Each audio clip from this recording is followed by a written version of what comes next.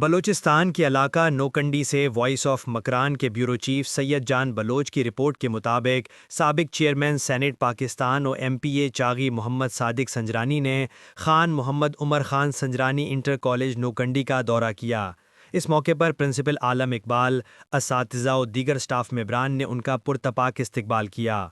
محمد صادق سنجرانی نے academic block کا افتتاح کیا، جبکہ ان کے ہمراہ سابق مشیر وزیر اعلیٰ بلوچستان میر اعجاز خان سنجرانی، ضلع چیئرمین خان عبدالودود خان سنجرانی اور دیگر قبائلی عمائدین بھی موجود تھے۔ تقریب کے دوران پرنسپل عالم اقبال نے معزز مہمانوں کو خوش آمدید کہا اور سپاسنامہ پیش کرتے ہوئے کالج کے تعلیمی و انتظامی مسائل سے آگاہ کیا۔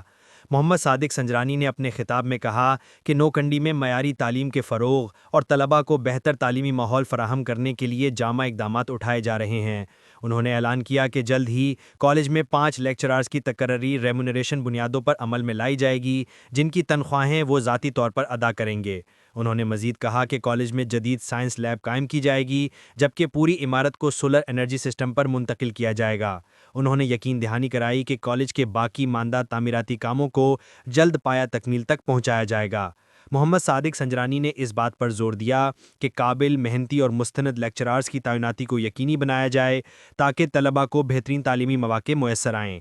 انہوں نے کہا کہ فنی اور تکنیکی تعلیم کے فروغ سے مقامی نوجوانوں کے لیے روزگار کے نئے مواقع پیدا ہوں گے اور علاقے کی ترقی میں تیزی آئے گی۔